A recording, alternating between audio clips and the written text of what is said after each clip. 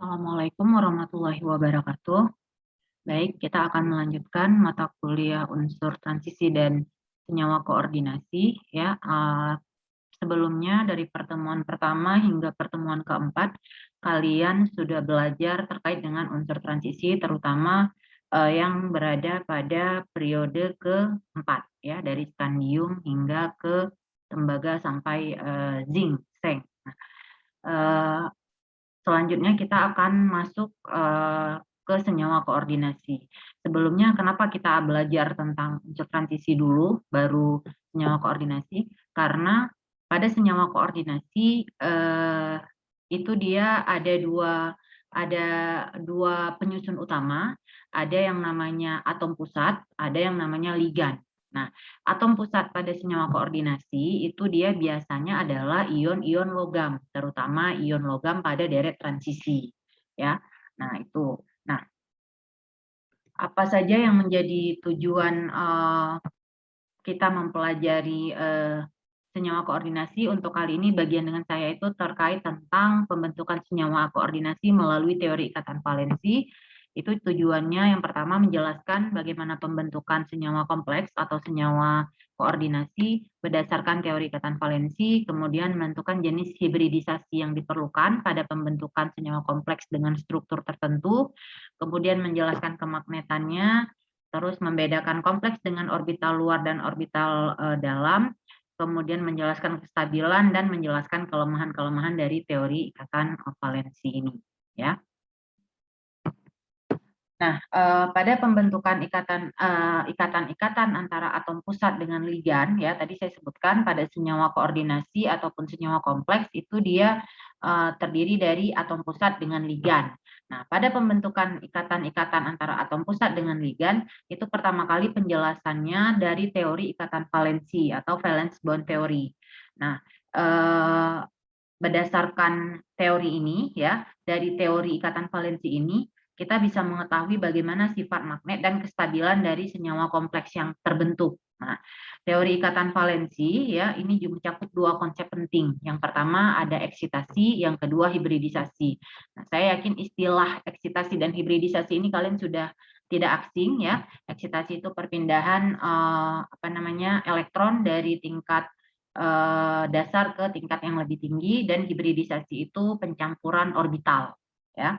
Itu mungkin sudah kalian jumpai pada ikatan ya, mungkin ya, mata kuliah ikatan. Kita lihat ya, jadi teori ikatan valensi ini pertama kali dikembangkan oleh Linus Pauling sekitar tahun 1930 ya, 1930. Nah, berdasarkan teori ini, senyawa koordinasi dianggap terbentuk dari reaksi antara asam Lewis ya, atom pusatnya itu berfungsi sebagai asam Lewis dengan basa-basa Lewis atau ligan. Nah, jadi teori ikatan valensi ini dia konsep yang digunakan adalah konsep asam basa dari Lewis ya, di mana atom pusat itu sebagai asamnya, sedangkan basanya itu adalah ligannya. Nah, yang mana ini terbentuk antara atom pusat dengan ligan ini melalui ikatan kovalen yang kita kenal dengan sebagai ikatan kovalen koordinasi ya. Nah, di dalam senyawa koordinasi atau senyawa kompleks, atom pusat memiliki bilangan koordinasi tertentu. Nah, bilangan koordinasi itu bisa kita lihat dari jumlah ikatan antara atom pusat dengan ligan.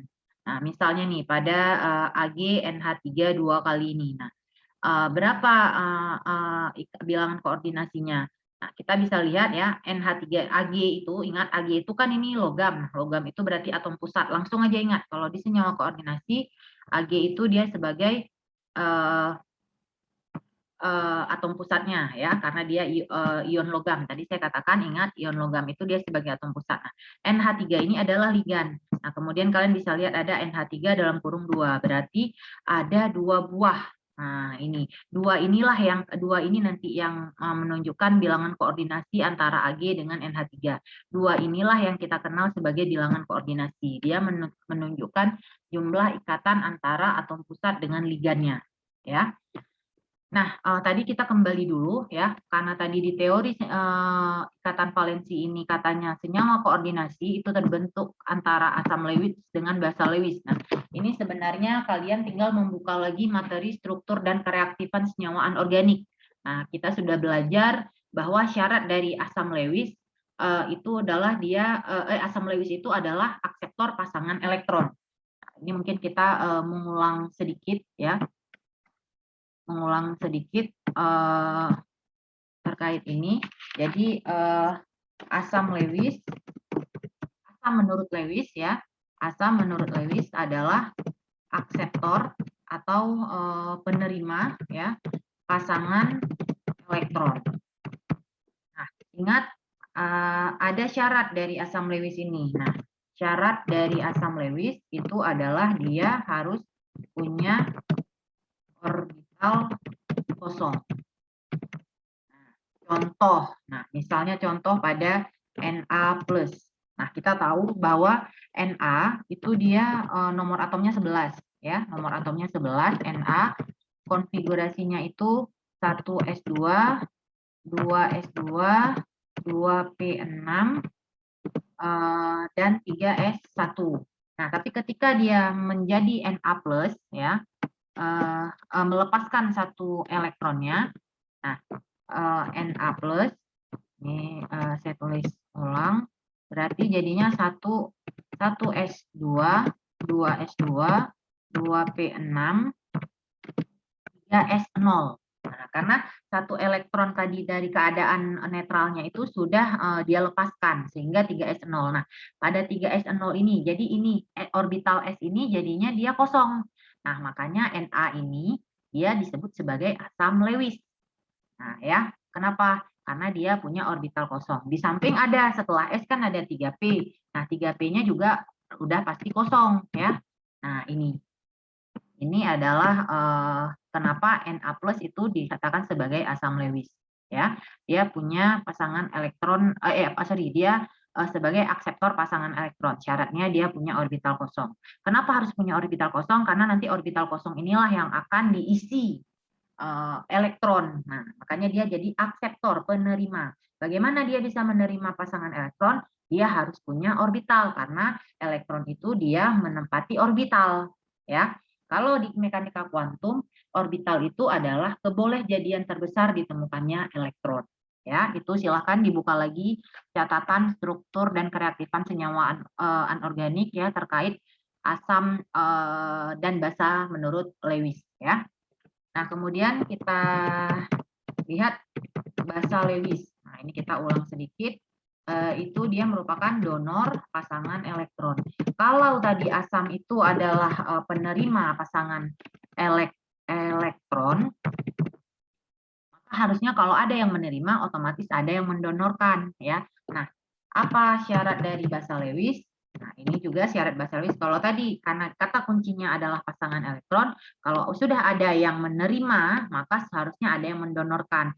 Maka syarat dari yang mendonorkan dia harus punya berlebih ya kan. Jadi orang yang mau bersedekah berarti dia kan punya lebih artinya. Minimal kalaupun tidak lebih ya ada yang bisa dia sumbangkan. Sehingga kalau pada donor pasangan elektron maka syaratnya dia punya pasangan elektron yang bisa disumbangkan.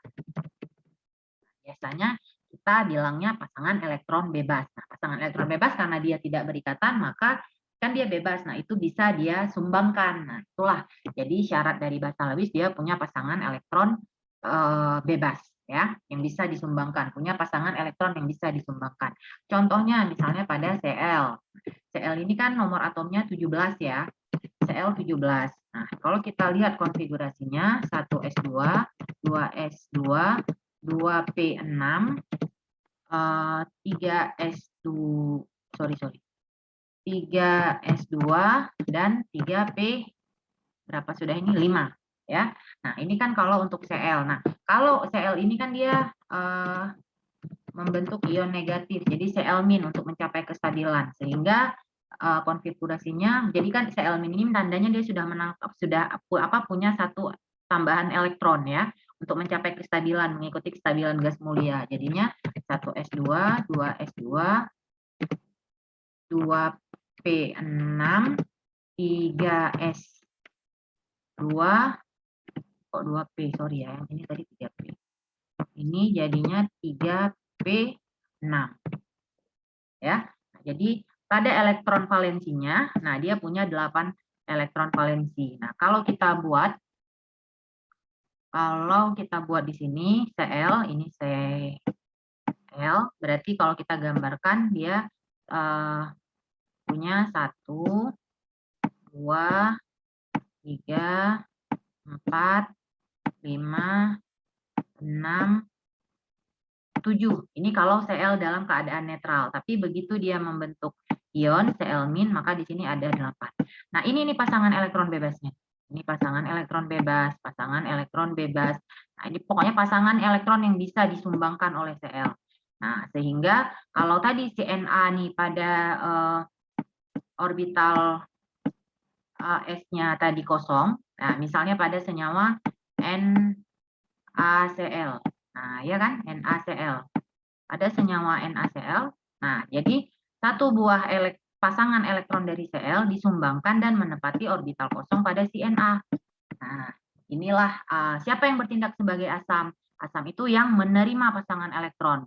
Berarti dia di orbital. Orbitalnya orbital siapa? Orbital Na. Maka Na itu sebagai asam Lewis, Na+, ya, karena dia dalam bentuk ion kalau mereka berinteraksi.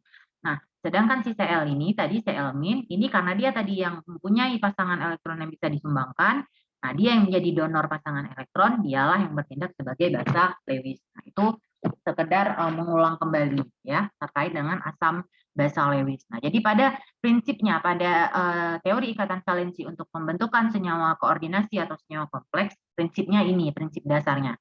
Hanya ini tadi contohnya NaCl untuk senyawa yang sederhana. Kalau untuk senyawa koordinasi namanya juga senyawa kompleks, otomatis dia lebih kompleks ya.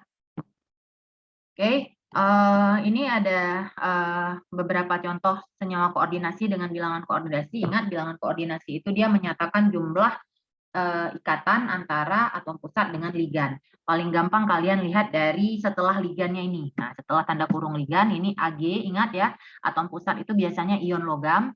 Nah, Ag ini atom pusat, NH3 ini ligan. Nah, berarti bilangan koordinasinya ada 2. Nah, Ag dengan Cn2 ini juga atom pusat, ini ligan, ini adalah bilangan koordinasinya. HgCl3, Hg atom pusat, Cl ini adalah ligan, bilangan koordinasinya adalah 3. Ya. AgBrPPH3 2 kali. Nah, ingat Ag itu adalah atom pusat, Br ini apa? Br ini adalah ligan, PPH3 ini juga ligan. Nah, jadi bilangan koordinasinya ada berapa? Ada 2. Nah, 2 ini punyanya PPH3 ya, ligan PPH3. Nah, ini 2 ditambah dengan ligan Br. Br ada berapa? Ada 1. Berarti 1 tambah 2 jadinya 3. Maka AgBrPPH3 2 kali itu punya 3 buah ligan. Ya. Kemudian NiCl4 2-. Nah, kalau ini gampang. Ini langsung Ni ini dia punya atom pusat, ingat ya logam. Cl berarti ligan. Nah, jadi ada berapa? Ada 4. Berarti bilangan koordinasinya ada 4. Zn NH3 4 kali. Zn atom pusat, NH3 adalah ligan. Ada 4 bilangan koordinasinya. Ya, nah ini juga sama, NiCN4 dia punya 4 bilangan koordinasi, PTCN4 punya 4, CuCl5 ini punya 5, CO 5 kali 5, nah ini 6, ini 6 ya. Oke, kemudian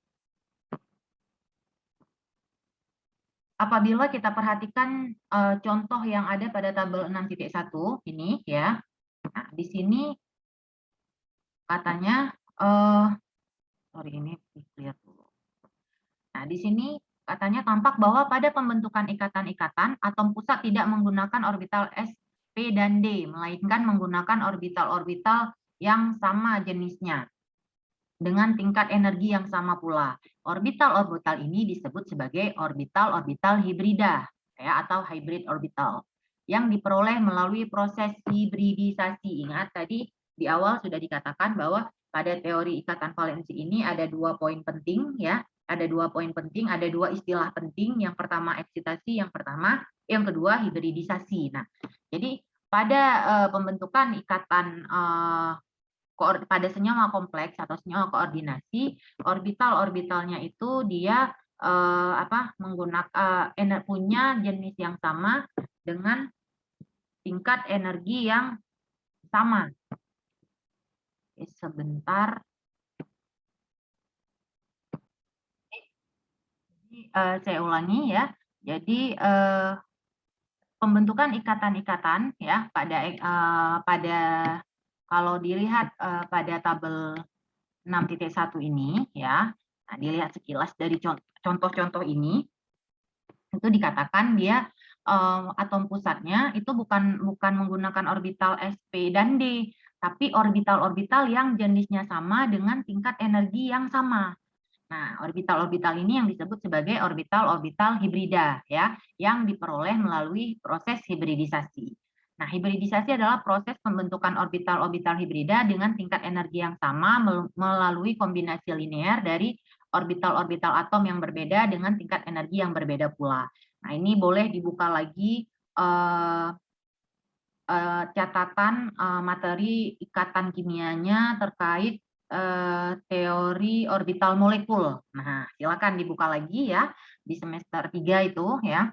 Nah, orbital-orbital yang mengalami hibridisasi adalah orbital dari atom pusat. Nah, orbital-orbital hibridisasi ini kita lihat contohnya. Nah, ini ya pada contoh pada tabel 6.2. Nah, kalau hibridisasinya sp, berarti dia melibatkan orbital S, satu orbital S dan satu orbital B. Nah, jadi kalau orbital S dan orbital P tercampur, itu dia membentuk hibridisasi sp.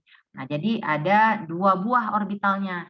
Nah, kalau satu orbital S dan 2 orbital P yang tercampur, membentuk hibridisasi sp2. Berarti ada 3 orbitalnya, 1 orbital S dan 2 orbital P, totalnya 3. Kalau satu orbital S dan dengan 3 orbital P, namanya sp3 ya, hibridisasinya sp3. Nah, kalau satu orbital D dengan orbital S dan 2 orbital P, namanya dsp2. Kalau satu orbital D dengan 1 orbital S dan 3 orbital P, namanya dsp3 atau sp3d. Nah, nanti kita lihat ya, apa bedanya dsp3 dengan sp3d. Kemudian kalau 2 orbital D, 1 orbital S, 3 orbital P, itu namanya D2sp3 atau sp3d2 ya. Totalnya ada 6 buah orbital. Nah, ini terus susunan dalam ruang ini untuk apa? Ini untuk menentukan strukturnya ya, struktur dari senyawa kompleksnya. Ada berlawanan arah, ada yang mengarah pada pojok-pojok sisi segitiga sama sisi ini ya, ini pada gambar ini. Nanti PPT-nya akan saya bagikan juga. Nah, kemudian tingkat energi dari orbital hibrida itu dia katanya tingkat energinya adalah tingkat yang terlibat dalam hibridisasi. Contohnya orbital sp3, berarti kan satu orbital S dengan 3 orbital P. Nah, jadi kalau orbital S, ini kalau kalian lihat ya pada gambar ini, jadi satu buah orbital S kan urutannya kalau ini tingkat energi, orbital S itu kan dia lebih rendah dari orbital P ya. Nah, ketika orbital S dan P ini bercampur, maka dia akan membentuk orbital yang berada letaknya tingkatan energinya di antara orbital S dan orbital P. Lebih tinggi dari orbital S tapi lebih rendah tingkatan energinya dari orbital P. Kalau dia bercampurnya dengan 3 buah orbital P, maka membentuk hibridisasi sp3. Tingkatan energinya di bawah orbital P tingkatnya, tapi lebih tinggi dari orbital S. Ini garisnya ini menunjukkan hibridisasinya, garis putus-putus ini. Sedangkan garis 1, 2, 3 ini menunjukkan jumlah orbitalnya. Ya. Tingkat energi orbital hibridisasi sp3 jauh lebih rendah dibanding tingkat energi orbital P, tetapi lebih tinggi dibandingkan tingkat energi orbital S. Ya, ini yang tadi saya bilang. Inilah yang dimaksud dengan ini tadi. Yang dimaksud dengan ini ya. Jadi dia menggunakan orbital yang sama dengan tingkat energi yang sama. Kenapa tingkat energinya bisa sama? Ini, dia setelah bercampur tingkat energinya sama. Setelah S dan P bercampur, dia punya tingkat energi yang sama. Ini ya, tingkat energi yang sama, sama nih. Nah, yang sama 4 buah orbital yang sama tingkat energinya setelah dicampur. Tapi kalau dibandingkan dengan keadaan dasarnya, dengan orbital dasarnya, dia lebih tinggi tingkatan energinya daripada orbital S, tapi di bawah orbital P. Kalau nanti ada orbital D, berarti nanti dia lebih tinggi lagi dari orbital P, tapi di bawah tingkat energi orbital D. Ya. Oke, nah ini tadi bilangan koordinasi ya sudah saya jelaskan. Kalau 2 dia ini 2 ya, yang ini 3, ini 4. Ini dia 2 tingkat bilangan koordinasi, yang ini 3, yang ini 4, ini 4, ini 5, ini 5, ini 6, ini 6. Nah, untuk hibridisasinya, kalau tadi di awal kita hanya melihat bilangan koordinasi dengan contohnya, di sini kalian bisa melihat kalau bilangan koordinasinya 2, biasanya dia hibridisasinya SP. Kalau 3, SP2, kalau 4 itu bisa SP3, bisa DSP2, kalau 5 bisa SP3D, bisa DSP3, kalau 6 bisa SP3D2, bisa D2SP3. Untuk strukturnya ini dia. Ya. Nah, dalam pengisian elektron pada orbital atau orbital hibrida sering dilambangkan dengan kotak. Nah, jadi pada elektron valensi ini orbitalnya ya itu dia lambangnya dilambangkan dengan kotak untuk mempermudah. Nah, sedangkan elektronnya itu dilambangkan dengan tanda panah ke atas. Nah, tanda panah ke atas. Ini kalau ke atas dia punya spin positif 1/2. Kalau tanda panah ke bawah ini dia punya spin negatif 1/2. Ini adalah lambang ya yang digunakan dalam pembentukan senyawa kompleks. Jadi orbital itu dilambangkan dengan kotak, elektron itu dilambangkan dengan tanda panah. Kalau tanda panah ke atas itu menunjukkan bahwa elektron itu punya spin positif, kalau tanda panahnya ke bawah dia punya spin negatif. Nah, pembentukan senyawa kompleks berdasarkan teori ikatan valensi ini dia ada dua. Yang pertama yang tidak melibatkan proses eksitasi dan satu lagi yang melibatkan proses eksitasi. Jadi bagaimana pembentukan senyawa kompleks berdasarkan teori ikatan valensi itu bisa dengan 2 cara. Yang pertama yang melibatkan proses eksitasi dan yang kedua yang tidak melibatkan proses eksitasi. Nah, kita lihat ya. Contoh yang pertama, penjelasan yang pertama, kalau pembentukan senyawa kompleks dengan teori ikatan valensi yang tanpa melibatkan proses eksitasi. Nah, langkah-langkah yang kita gunakan ya, itu yang pertama adalah kita menuliskan dulu konfigurasi elektron dari atom pusat pada keadaan dasar. Jadi tuliskan dulu elektron konfigurasinya pada keadaan pada atom pusat. Jadi misalnya atom pusatnya misalnya Fe. Biar gampang saya ketik teksnya. Nah, ini. Misalnya atom pusatnya Fe. Nah, Fe ini kita buat dulu dia konfigurasi pada keadaan dasarnya. Jadi ada Fe pada keadaan dasar. Biasanya kan kalau sudah berikatan dia dalam bentuk ion ya. Ion Fe berapa? Misalnya Fe3+. Dalam keadaan dasar. Nah, ini kita buat konfigurasinya 1s2, 2s2 dan seterusnya sampai menentukan sampai dengan jumlah Fe3+ ya. Nah, setelah kita buat dalam keadaan dasar, selanjutnya kita akan buat konfigurasi dari atom pusat pada keadaan hibridisasi. Nah, setelah ini baru kita buat langkah selanjutnya itu adalah ion Fe3+ untuk keadaan hibridisasi.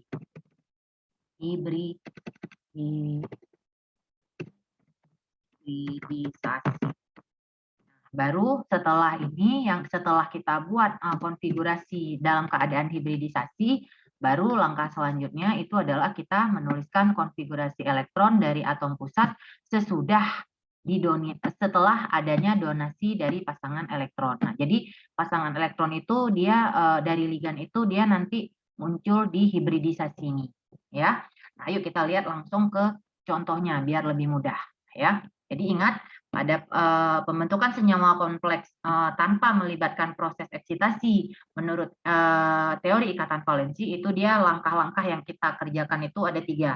Yang pertama, tentukan konfigurasi elektron dalam pada keadaan dasar. Kemudian yang kedua, kita tuliskan konfigurasi elektron dalam keadaan hibridisasi. Yang ketiga, baru kita tuliskan konfigurasi elektron dari atom pusat setelah tak adanya donor pasangan elektron dari ligan, ya. Kita lihat contoh biar lebih mudah. Nah, ini pada contoh 1 itu AgCN2-.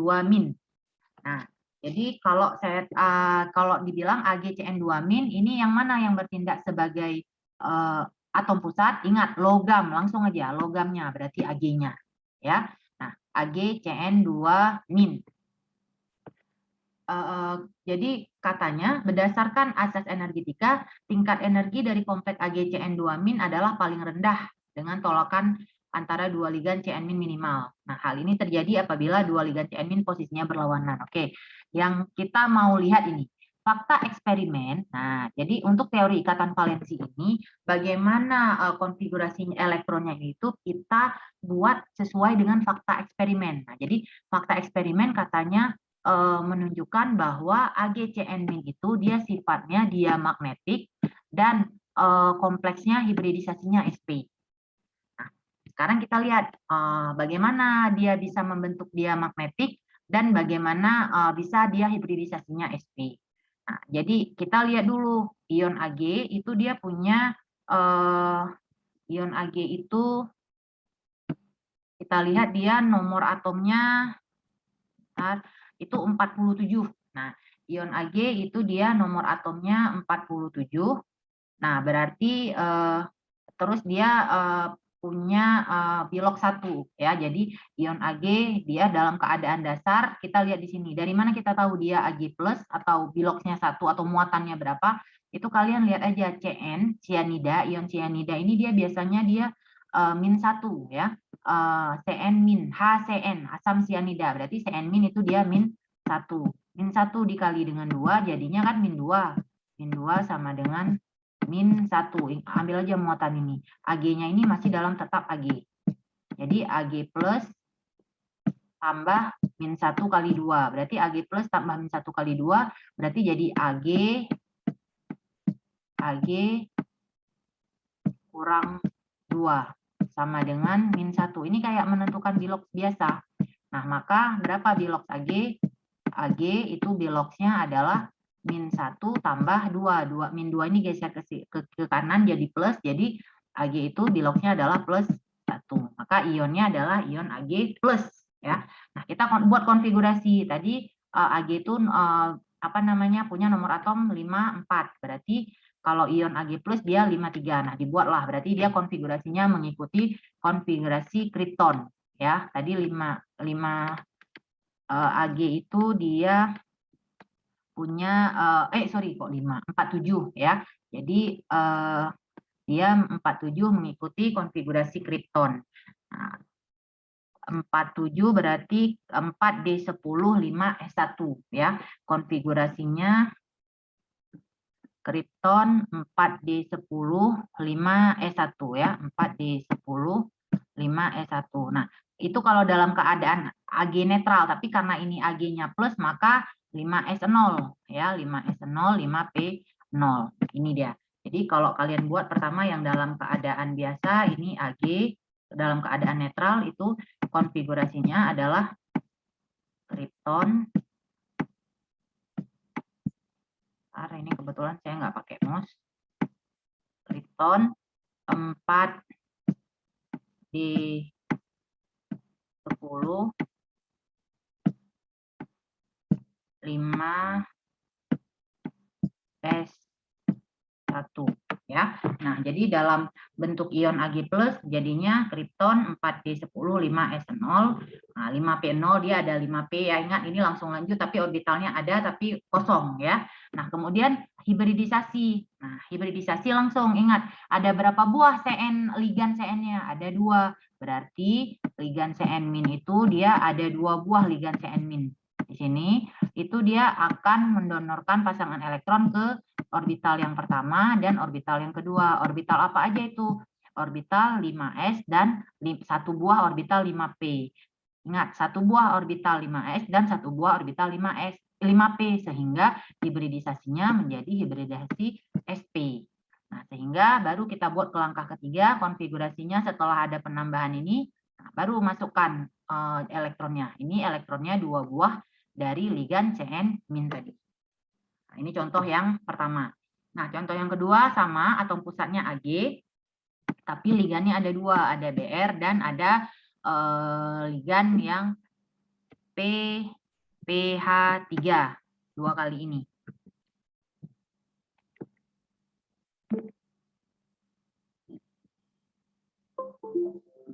Oke, sebentar ya.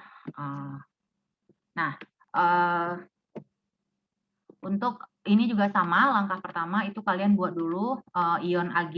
Nah, ini kenapa plus? Nah, caranya sama tadi, ingat Br itu biloxnya -1, PPH3 ini 0. Nah, sehingga Ag tambah -1 tambah 0 sama dengan 0. Maka Ag biloxnya +1 ya.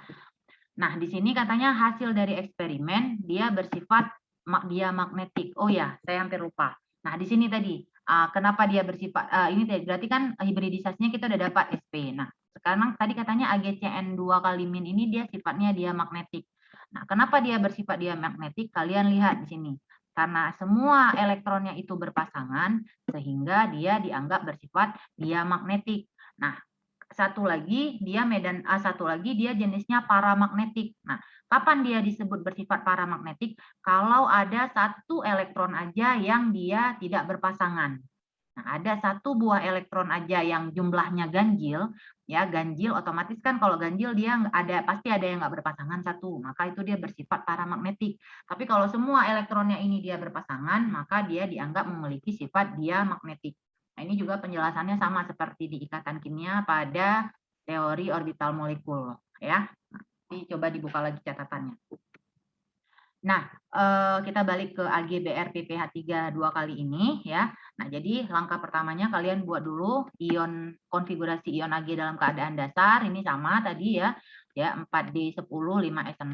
Kemudian buat konfigurasi pada saat hibridisasi. Nah, tadi hibridisasinya berarti ada 3 buah yang masuk ya, 3 buah, 1 buah ligan Br tambah 2 buah pasangan elektron dari ligan PPH3. Nah, berarti 1, 2, 3. Berarti dia melibatkan orbital 1 buah orbital S dan 2 buah orbital P, sehingga hibridisasinya jadi sp2. Nah, baru kemudian dilanjutkan dengan membuat langkah ketiganya, itu adalah konfigurasi ion Ag setelah ditambahkan atau setelah mendapat pasangan elektron dari si ligan-ligannya. Ini ada 2 jenis ligan di sini ya. Jadi ada 3 buah. Nah, kemudian kita cek, oh ada nggak elektron yang tidak berpasangan? Nggak ada. Berarti kalau semua elektronnya berpasangan, maka dia bersifat diamagnetik. Ini ya. Ini 2 contoh. Kita lihat contoh selanjutnya. Contoh selanjutnya ini adalah NiCl42-. Nah, NiCl42- ya, ini kita sama juga langkahnya ya. Nah, kita mau tahu dulu ion Ni-nya bilox berapa di sini, berapa muatan Ni di sini. Caranya sama, ingat Cl itu dia selalu -1. Nah, -1 ada berapa Cl di sini? Ada 4, berarti -1 dikali 4. Nah, berarti X ya, kita anggap Ni itu sebagai X, berarti dia biloxnya tambah -1 dikali 4 sama dengan, nah masukkan yang ini ada muatan yang ada -2, berarti sama dengan -2. Maka X sama dengan -2 ditambah -2, sorry. -2 ditambah -1 kali 4, -4 dibawa ke kanan jadi +4, berarti -2 tambah +4. Maka biloxnya adalah +2. Berarti Ni di sini muatannya adalah Ni2+. Nah, ini cara menentukan ya. Nah, kemudian baru langsung ke langkah pertama. Kalian cari buat dulu konfigurasi Ni itu nomor atomnya berapa ya. Kemudian dia dalam bentuk ion Ni2+, berapa konfigurasinya seperti apa. Nah, kalau kita lihat Kalau kita lihat Ni ini dia punya nomor atom 28. Berarti dia 3D8 4S2. 3D8 4S2. Konfigurasinya pada keadaan dasar itu berarti kalau kita buat Ni itu dalam keadaan dasar, dalam keadaan netral ya, Ni itu adalah argon ya, argon 3D8 dan 4S2. Nah, kemudian karena pada senyawa NiCl42- ini Ni-nya plus 2 ya, sehingga dia jadinya 3D8 4S0. Nah, dengan ini penulisannya ingat ya, kalau urutannya kan harusnya 4S 3D ya. Tapi kalau kita membuat pada senyawa kompleks ini untuk teori ikatan valensi tetap kita buat berdasarkan kulitnya dulu ya. Nah, di sini kita lihat ada 2 buah elektron yang tidak berpasangan ya. Nah, kemudian saat hibridisasi, nah kita lihat ada berapa jumlah ada berapa jumlah ligannya? Ada 4 buah. Berarti nanti akan ada 4 buah pasangan elektron yang didonorkan. Nah, berarti dia langsung aja di orbital kosong. Yang mana? 1 buah orbital S dan 3 buah orbital P. Sehingga hibridisasinya jadi sp3. Nah, jadi kemudian buat orbital perkonfigurasi yang lengkap setelah adanya penambahan, adanya sumbangan elektron bebas dari 4 buah ligan ya, dari 4 buah ligan. Nah, di sini terlihat ada 2 buah elektron yang tidak berpasangan. Nah, sehingga dia bersifat, ingat yang tidak berpasangan berarti dia bersifat paramagnetik ya. Paramagnetik karena ada 2 buah yang tidak berpasangan. Ya, itu tadi beda ya dengan diamagnetik, semuanya dia berpasangan. Nah, kemudian untuk Cu. Nah, untuk Cu ini juga sama ya. Cu ini kalian cari dulu ionnya, kan ion Cu itu biloxnya itu dia ada 2, bisa +1 bisa +2. Nah, kita mau lihat di sini dia biloxnya berapa, tentukan aja dulu terus ya. Coba lihat, ini Cl5 berarti -1 kali 5, berarti untuk Cl dia -5. Terus sama dengan 3 min, berarti -3. Maka Cu di sini adalah X tambah -5 sama dengan -3, maka X-nya adalah +2 ya, berarti bilok Cu di sini adalah biloknya +2, berarti ionnya adalah Cu2+. Nah, Cu ini kan nomor atomnya dia 29 ya, berarti kalau Cu nomor atomnya 29 dalam keadaan netral, Cu ini 29 berarti dia ikut konfigurasi argon 3D 10 4S1 ya. Ya, 3D10 4S1. Nah, kemudian karena tadi ion Cu-nya 2+, berarti kalau ion Cu 2+, jadinya untuk Cu 2+, konfigurasinya itu jadi argon 3D9 4S0 ya kan, 3D9 4S0. Nah, jadi ini keadaan dasarnya, kemudian kalian tuliskan Cu2+ dalam keadaan hibridisasi. Nah, berarti ada berapa buah pasangan elektron dari ligan di sini CuCl5, berarti ada 5 pasang, berarti langsung aja satu pasang ingat satu orbital itu dia maksimal hanya terdiri dari 1 pasang elektron, 1 2 3 4 5, berarti ada 1 orbital S, 3 orbital P, dan 1 orbital D, sehingga hibridisasinya langsung aja diurutkan S, P ada 3 berarti sp3D karena D-nya 1. Nah, masing-masing terisi nih sama pasangan elektron dari ligan. Nah, jadi kemudian buatkan konfigurasi lengkapnya. Nah, dari sini kita lihat ada berapa pasangan elektron, ada berapa elektron tidak berpasangan? Ada 1. Sehingga untuk CuCl5 3- itu sifatnya paramagnetik ya. Oke, satu contoh lagi untuk menentukan pembentukan senyawa kompleks menurut teori ikatan valensi yang tanpa mengalami eksitasi ya. Kita lihat satu contoh lagi. Itu untuk senyawa FeCl6 3-. Nah, ini langkah pertamanya sama ya. kalian buat keadaan ini, tapi sebelum buat konfigurasi keadaan dasar, kalian tentukan dulu di logs FE-nya, muatan FE-nya berapa. Nah, dari mana tahu muatan FE? Itu kalian lihat dari sini, dari ionnya. Berarti ini Cl6, berarti min 1 kali 6, min 6 sama dengan min 3. Nah, jadi Fe di sini adalah ionnya plus 3. Silakan ya dicoba, ini cara menentukan bilox biasa kok ini. Nah, berarti Fe-nya plus 3. Nah, kita tahu bahwa Fe itu dia nomor atomnya 26 ya. Nomor atom Fe itu ya 26 ya. Jadi dia keadaan dasarnya itu 3D argon 3D 3D6 4S2 ya. Jadi ini kalau kita buat tadi 26 Fe itu dia konfigurasinya ngikut argon 3D6 4S2. Nah, kemudian berarti tadi di logsnya kita udah tahu Fe ini di sini dari senyawa ion ini dia Fe plus 3, berarti Fe 3 plus itu dia, kita buat nih langsung ke langkah pertama, keadaan dasarnya argon 3D 5 4S0. Walau nanti di depannya ada juga 4P tapi dia 0, dan juga ada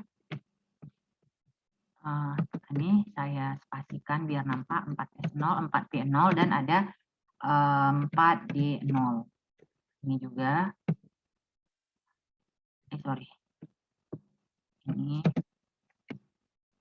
Nah, ini ya. Nah, kemudian setelah kita buat keadaan dasar dari ion Fe3+ ini, baru kemudian hibridisasi. Nah, lihat ada berapa buah ligan Cl-nya? Ada 6. Maka masing-masing satu pasang sebanyak 6 pasang itu akan masuk. Berarti masuknya kemana? Mas hitung aja. Hitung ke 1, 2, 3, 4, 5, 6. Ya, sejumlah ligannya ada 6 pasang berarti. Berarti dia akan masuk ke orbital S 1 buah, 3 buah orbital P, dan 2 buah orbital D, sehingga hibridisasinya menjadi sp3d2 ya. sp3d2. Ini kemudian kalian buat konfigurasi yang setelah didonorkan pasangan elektron oleh ligan. Kemudian kita cek ada berapa elektron yang tidak berpasangan. Nah, ini ada 1, 2, 3, 4, 5. Nah, ada 5 buah, sehingga dia sifatnya adalah paramagnetik. Ya, ingat, kalau dia magnetik, dia semua elektronnya berpasangan. Kalau semua elektron berpasangan, berarti dia sifat magnetnya dia magnetik, tidak dapat ditarik oleh magnet. Tapi kalau dia ada elektronnya tidak berpasangan 1 buah aja, berarti dia bersifat paramagnetik, dapat ditarik oleh medan magnet. Ya. Nah, ini untuk FeCl6 3-. Nah, saya sarankan pada saat membuat ini kalian ikutin ya step-stepnya ya sambil dipahami. Oke, selanjutnya ini udah ada 5 contoh untuk yang tanpa eksitasi ya. Sekarang kita lihat untuk pembentukan senyawa kompleks dengan melibatkan proses eksitasi. Nah, kalau tadi yang tanpa eksitasi itu ada 3 langkah. Langkah pertama kalian buat konfigurasi dalam keadaan dasar ya, ionnya ya, konfigurasi ionnya dari atom pusat dalam keadaan dasar, kemudian hibridisasi, baru kemudian yang lengkap ya setelah didonasikan pasangan elektron. Kalau pada tahapan pada pembentukan senyawa kompleks dengan proses eksitasi itu nambah 1 tahap. Nah, yang pertama tahapnya sama. Kalian tentukan juga konfigurasi elektron dari atom pusat pada keadaan dasar. Kemudian tahap yang kedua itu sebelum ke hibridisasi kalian buat konfigurasi elektron dari atom pusat pada keadaan eksitasi. Jadi nambah 1 tahap. Nah, jadi setelah keadaan dasar buat yang keadaan eksitasi. Baru setelah eksitasi buat yang konfigurasi dalam keadaan hibridisasi. Yang terakhir baru konfigurasi elektron sesudah adanya donasi. Jadi ada 4 tahap ya, cuman minus 1 tahap dari yang sebelumnya. Oke, kita lihat contohnya ya. Kita lihat contoh.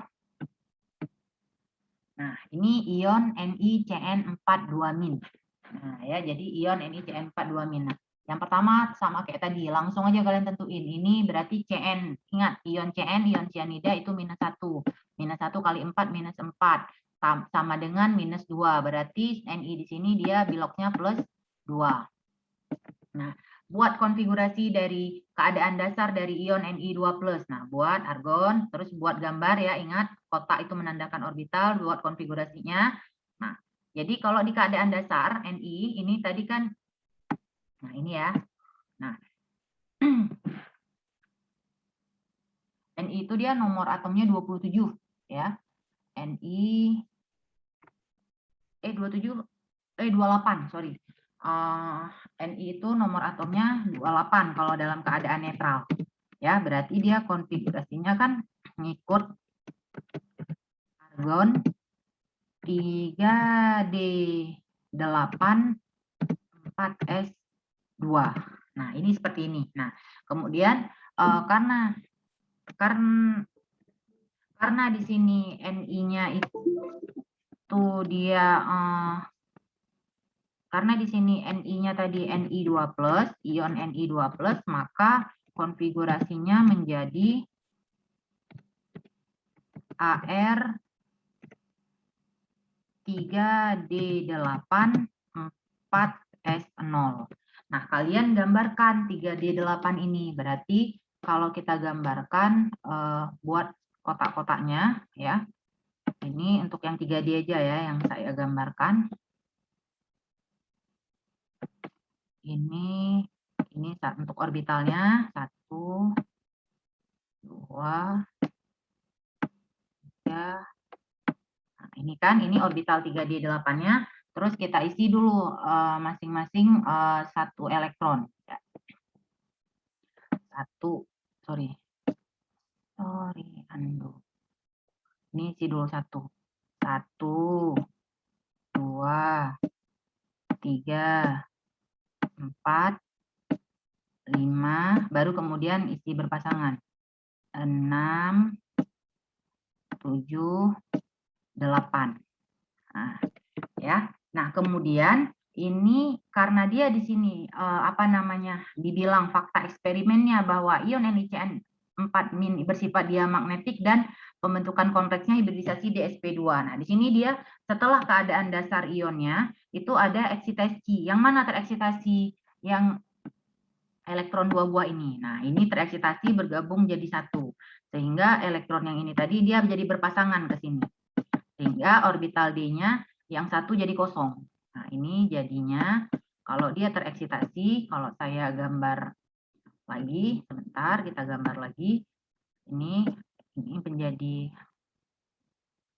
ya.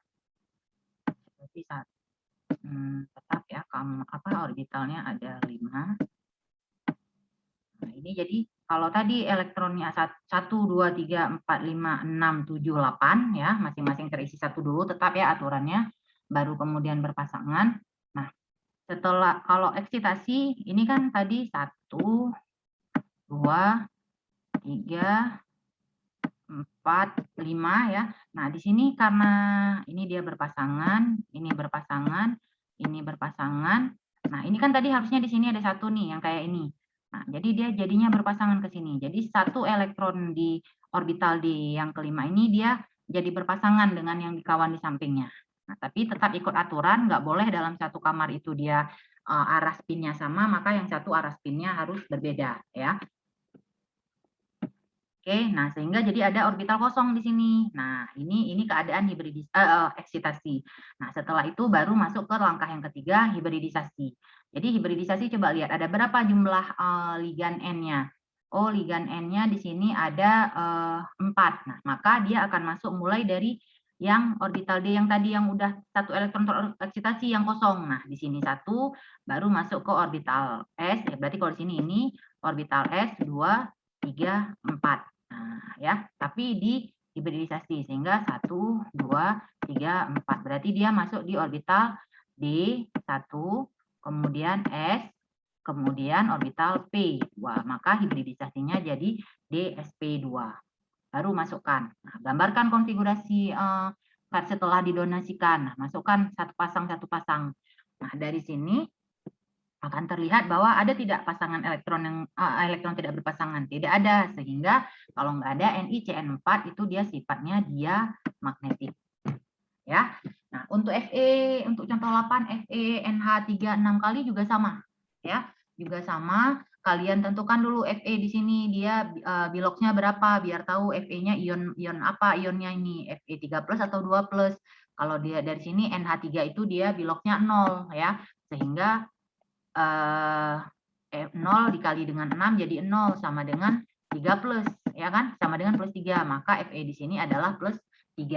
Nah, terus kalian buat nih keadaan dasarnya. Nah, buat karena tadi Fe itu nomor atomnya 2 berapa tadi? Fe 27 ya. Nah, lepas 3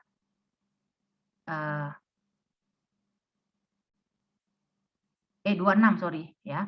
Nah, sehingga dia jadi 3D5 kemudian tereksitasi. Nah, tereksitasi itu ya ini kan tadi masing-masing dia satu setelah lepas 3 elektron. Nah, setelah itu masing-masing elektronnya ini tereksitasi. Nah, tereksitasi ya, sehingga jadinya ada berpasangan dan ada satu yang tidak. Nah, kemudian setelah itu baru hibridisasinya ada 6 buah ligannya, berarti 6 pasangan elektron, masing-masing ngisi 1, 2, 3, 4, 5, 6. Berarti hibridisasinya jadi D ada 2 sehingga D2, kemudian orbital S, D2S ada orbital P3, D2SP3. Nah, kemudian baru gambarkan langkah yang keempat yang telah yang tambahkan elektron yang telah didonasikan, sehingga dari sini kalian bisa melihat ada satu elektron yang tidak berpasangan sehingga FeNH36 kali bersifat paramagnetik. Ya, silakan diulang-ulang penjelasannya supaya lebih paham. Nah, kita lanjut ya sedikit lagi. Kompleks dengan orbital dalam dan kompleks dengan orbital luar. Nah, di sini kalau kalian lihat tadi kan ada yang D, kalau kalian lihat itu ada yang ditulis D2S P3. Ada satu lagi SP3D2. Nah, coba nih kalau kalian lihat D2 sorry ini. D2 SP3 dengan SP3 D2. Bedanya yang satu D-nya di depan, yang satu D-nya di belakang. Nah, contoh tadi pada senyawa kompleks yang FeCl5. FeCl5 yang contoh nomor 5 tadi yang tanpa eksitasi. Nah, ini dia kan hasilnya SP3D2 ya. Ini tadi udah ini dia ya. SP3D2. Nah, kita lihat yang contoh 1 FeCN6 3-. Nah, kita tentukan dulu di sini ion Fe-nya. Di sini berarti kita lihat ion Fe berapa nih ya? Ion Fe coba Cn-1 kali 6 min 6 sama dengan min 3. Berarti Fe-nya +3 ya. Biloksnya 3. Berarti ion Fe3+. Berarti konfigurasinya itu ion Fe3+ ini kita buat dalam keadaan dasar ya. Buat dalam keadaan dasar ini konfigurasinya kita buat ke bawah. Kita buat ke bawah ya biar kelihatan. Ini jadinya AR ya. Argon 3D5 4S0 ya. Ada 4P0 dan ada 4D0. Nah, ini kan dalam keadaan dasarnya. Ya. Mana ininya sebentar kita buat roomnya, kita buat orbitalnya. Ini ada 5, masing-masing mengisi 1 ya.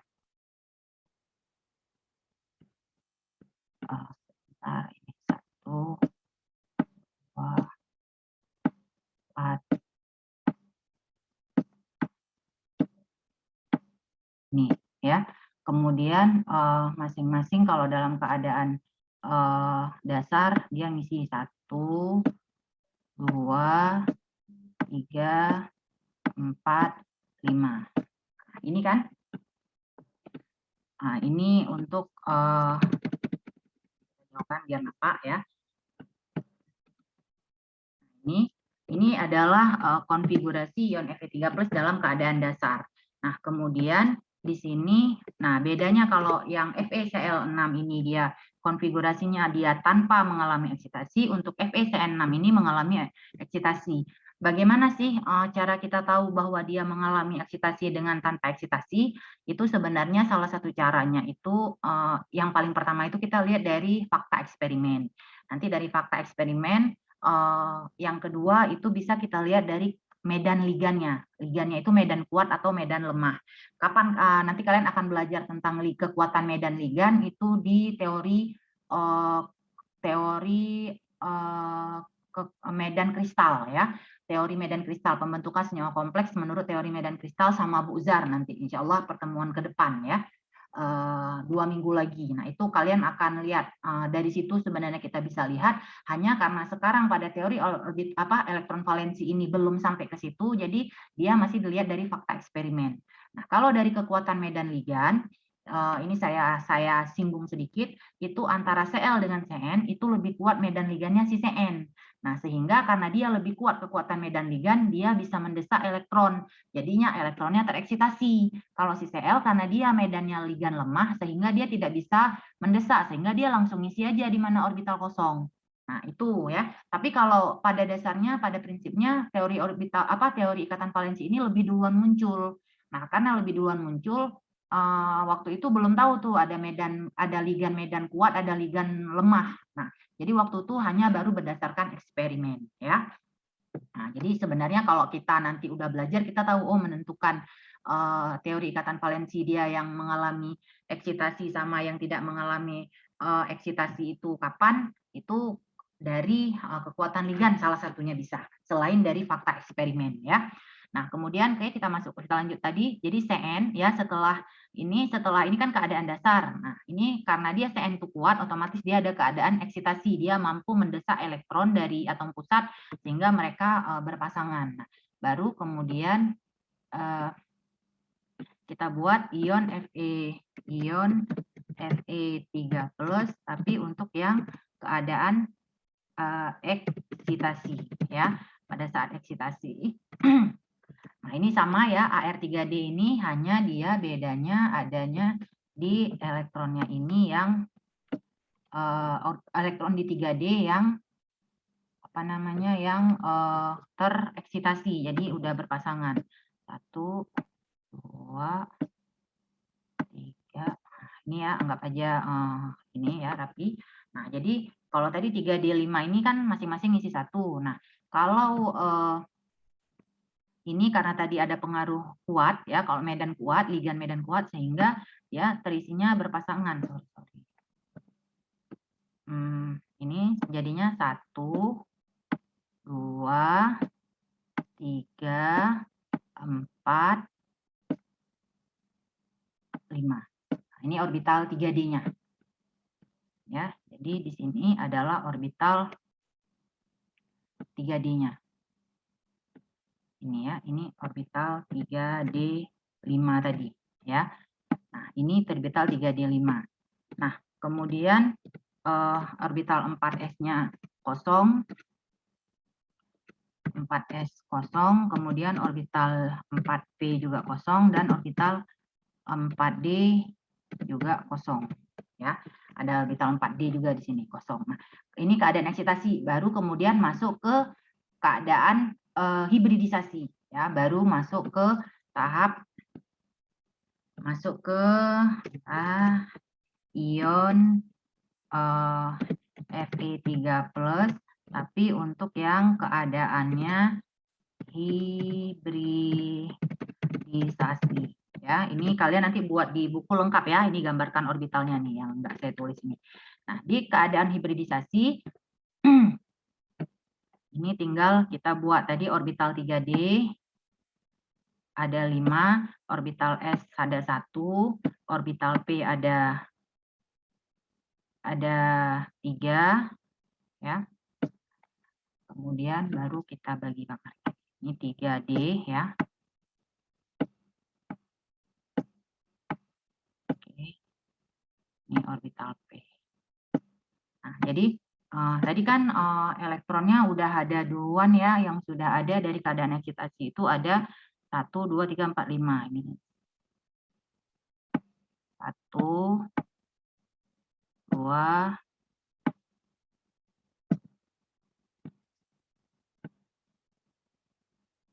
3, 4, 5. Nah, pada keadaan hibridisasi ini tadi kita lihat ada berapa jumlah ligannya? Ada 6. Berarti nanti dia masuk sebanyak 6 pasang ligan. Berarti ngisinya langsung 1 pasang di sini, 2 pasang di sini, 3 pasang di sini, 4 pasang di sini, 5 pasang di sini, 6 pasang. Berarti nanti dia ada orbital D, D-nya 2, kemudian orbital S, kemudian orbital P. Jadi orbital D, SP, 3. Baru nanti ini kalau kalian mau buat ion hibridisasi satu langkah lagi yang lengkap ya, yang udah ada ini tinggal kalian masukkan ya. Sehingga dari sini yang mau saya tunjukkan adalah kalau kalian lihat ion FeCl63- itu tadi hibridisasinya dia adalah sp3d2. Sedangkan ion FeCN63- hibridisasinya D2sp3. Bedanya D2sp3 dengan sp3d2.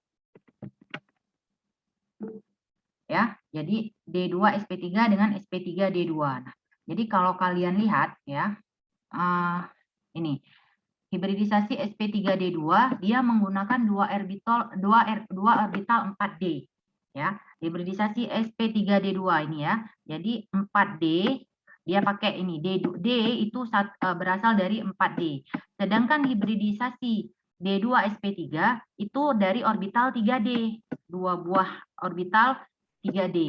Nah, sehingga di orbital yang 4D tadi ini, yang sp3d2, D-nya itu kan dari luar, dari yang paling luar, kulit paling luar, 4D.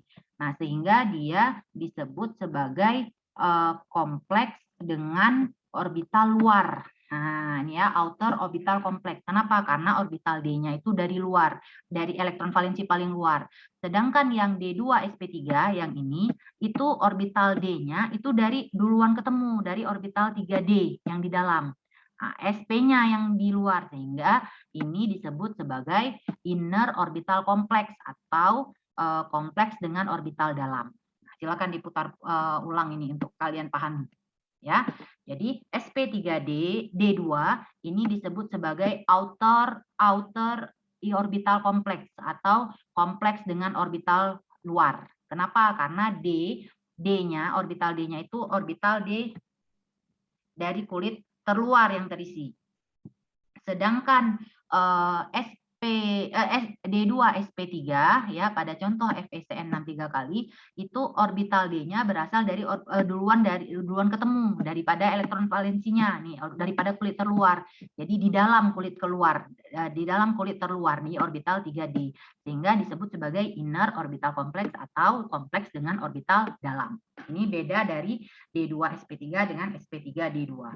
Nah, gitu juga nanti kalau kalian ketemu dengan DSP3, SP3D. Nah, itu juga sama kasusnya ya. Nah, ini silakan diputar berulang-ulang. Kita hapus dulu. Nah, kompleks FeCl3- memiliki 5 elektron tidak berpasangan, sedangkan FeCN63- hanya memiliki sebuah elektron tidak berpasangan. Nah, ini yang tadi di sini udah terhapus pula barusan ya. Ini dia punya 5 elektron, kalau yang ini tadi dia karena ada keadaan eksitasi hanya 1 yang tidak berpasangan ya. Untuk FeCN63- hanya 1. Nanti kalian kalau udah buat lengkap di catatan, kalian bisa lihat bedanya dengan yang FeCl63- ini. FeCl63- dia 5 elektron tidak berpasangannya. Sedangkan FeCN63- ini hanya 1 yang tidak berpasangan karena ada proses eksitasi ya. Nah, katanya karena keduanya merupakan kompleks dengan atom pusat yang sama ya, sama-sama Fe, yang satu yang beda hanya ligan Cl dan Cn. Nah, di mana Fe3+ tapi sama-sama paramagnetik. Nah, jadi ini sama-sama paramagnetik. Kenapa? Karena sama-sama punya elektron yang tidak berpasangan. Nah, hanya yang berbeda jumlahnya. Pada FeCl63- jumlah elektron tidak berpasangan ada 5. Sedangkan pada FeCN63- jumlah elektron yang tidak berpasangan hanya satu, sehingga kekuatan elektronnya, kekuatan ditarik oleh magnetnya, sifat magnetnya itu lebih tinggi yang si FeCl6 dibandingkan FeCN6. Kenapa? Karena dia lebih banyak jumlah elektron yang tidak berpasangannya, ya. Nah, jadi kekuatannya lebih tinggi yang FeCl63-. Nah, oleh karena itu, kompleks FeCl63- karena dia punya 5 elektron tidak berpasangan tadi, itu dia dikatakan kompleks dengan spin tinggi atau high spin kompleks. Sedangkan FeCN63- tadi kan hanya satu dia yang tidak berpasangan, itu disebut low spin kompleks atau kompleks dengan spin rendah, ya. Nah, ini tadi yang pertanyaan yang muncul ya, pada saat eksitasi, kapan pembentukan kompleks itu kita pakai orbital D-nya itu dipasangkan atau tidak dipasangkan. Yang itu tadi yang eksitasi atau enggak. Kalau eksitasi dia kan dipasangkan, berpasangan, walaupun nanti ada satu kalau jumlah elektronnya ganjil yang enggak berpasangan. Tapi kalau yang satu lagi dia enggak berpasangan, yang tanpa eksitasi kan dia tidak. Nah, itu kapan? Nah, itu di sini dia tergantung tadi seperti yang saya katakan sebelumnya, tergantung fakta eksperimen yang ada, ya. Nah, apabila fakta eksperimen menunjukkan kompleksnya bersifat diamagnetik, berarti semuanya dia harus berpasangan, ya. Nah, jadi harus dibuat kayak mana caranya supaya pada saat konfigurasinya itu dia harus semuanya terisi berpasangan. Nah, seperti itu. Nah, kemudian bisa juga pada yang dia yang melibatkan eksitasi, ya. Yang kedua itu dia kapan berpasangan. Pada yang saat yang ada tahapan eksitasi itu biasanya eksitasi terjadi apabila ligan-ligan yang ada merupakan ligan kuat seperti Cn-. Nah, ya, akan tetapi faktor yang mempengaruhi eksitasi tidak hanya jenis ligan, banyak faktor lain, diantaranya jumlah ligan, jenis atom pusat, dan struktur dari kompleks yang ada. Nah, tapi yang paling gampang kalian ingat aja, makin kuat ligannya, itu biasanya dia bisa mendesak sehingga cenderung membentuk pasangan, ya. Nah, jadi kalau ada pendesakan membentuk pasangan, itu biasanya berarti dia ada tahapan eksitasinya. Oke. Nah, kemudian apa kelemahan dari teori ikatan valensi? Itu dia yang pertama tidak dapat menjelaskan gejala perubahan kemagnetan senyawa kompleks karena perubahan temperatur. Jadi kalau pengaruh temperatur untuk perubahan sifat magnetnya itu dia tidak bisa menjelaskan. Dia cuma tahu sifatnya paramagnetik atau diamagnetik. Terus kalau sama-sama paramagnetik, siapa yang jumlahnya lebih banyak elektron tidak berpasangan itu yang lebih kuat. Nah, hanya itu aja ya. Tapi kalau udah ada pengaruh suhu, kenapa bisa lebih kuat, kenapa bisa lebih lemah, itu tidak bisa dijelaskan dengan menggunakan teori ikatan valensi. Nah, kemudian yang kedua tidak dapat menjelaskan warna atau spektra senyawa kompleks ya. Jadi senyawa kompleks itu dia adalah senyawa yang berwarna ya. Jadi teori ikatan valensi itu dia nggak bisa menjelaskan kenapa bisa warna kompleks ini padahal atom pusatnya sama tapi ligannya berbeda tapi warnanya bisa berbeda, itu tidak bisa. Tapi nanti di teori medan kristal ya, teori yang lain itu bisa dijelaskan. Kemudian tidak dapat menjelaskan kestabilan senyawa kompleks ya. Nah, adanya kelemahan dari teori ikatan valensi memungkinkan untuk diterapkannya teori lain yang menjelaskan ketiga fakta di atas. Salah satunya teori medan kristal atau kristal field theory. Nah, ini nanti akan kalian pelajari bersama Ibu Zarlaidah ya. Nah, jadi sama saya untuk senyawa koordinasinya hanya di teori ikatan valensi ya. Nah, demikian dari saya, lebih dan kurang saya mohon maaf. Saya akhiri. Assalamualaikum warahmatullahi wabarakatuh.